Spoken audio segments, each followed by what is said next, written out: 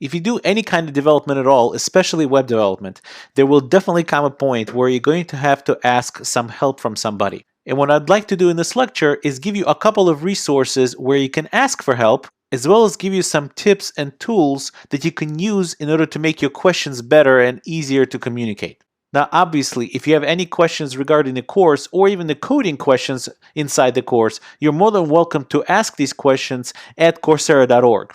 However, there are other resources that you could use to get help and get answers to your questions.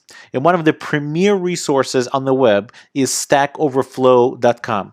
I cannot tell you how many times this site saved me in my development because I didn't know something or something was difficult to figure out, and the community, developer community out there is huge and it's ready to help you. And as you can certainly go and turn around and contribute to the developer community back through the site as well. So stackoverflow.com.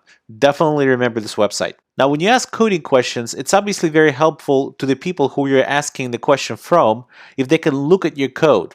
And you can't really ship the entire code to them. So one way of doing it is just to cut and paste your code straight into the question itself. And you could probably get away with that a lot of the times. But it's usually much more helpful for you to provide some actual working code that the people looking at it can look at it and diagnose and help you with it. You'll certainly get your chances of answering a question and answering a question quickly much higher if you provide something that they can work with.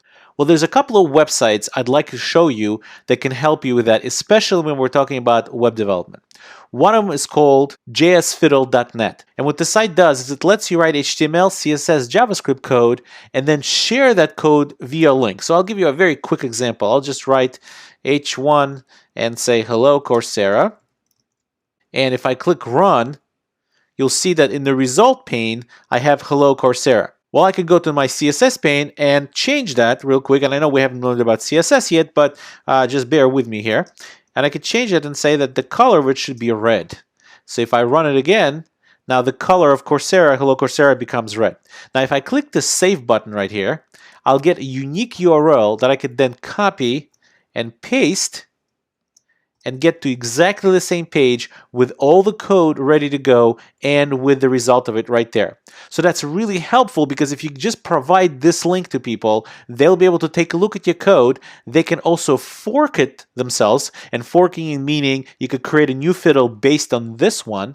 They can correct your code or provide some additional code, and then you can look at yours versus theirs and actually examine the solution. So jsfiddle.net is a great resource. There's another website that I absolutely love, and that website is called codepen.io. And this website is actually founded, or maybe co-founded, I'm not sure, by Chris Coyier. When it comes to HTML, CSS, and JavaScript in the web developer community, Chris Coyier is certainly a huge name. He actually started a website called csstriggs.com, and if you'd like, we could actually go there real quick, triggs.com. It's css-triggs.com, which is like the one-stop shop on a lot of different tutorials, answers, and it's all about CSS and HTML. css-triggs.com is by itself a great resource that actually I've used quite a bit as well. But back to codepen.io.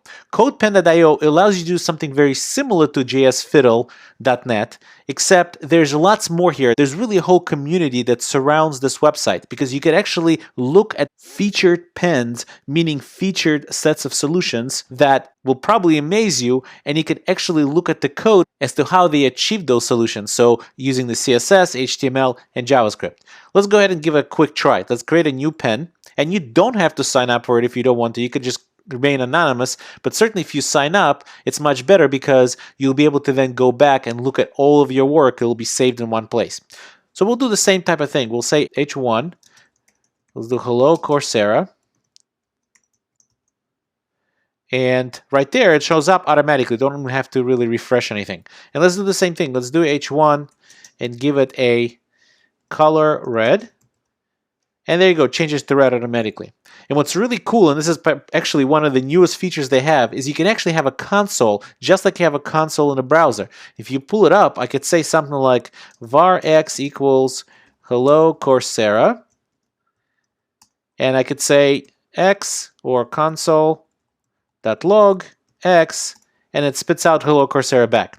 So you basically have like a browser that you could work in and develop in remotely anywhere you are. And again, if you actually click save and save this, you could take that URL right there, copy it, and then provide it to somebody else to help you with your solution. And there's the entire solution that we just had is right there in front of you. So I highly encourage you to check out these websites and to keep them in your arsenal as resources, not only for looking things up, but also to use it for asking questions. It will help you quite a bit in the long run.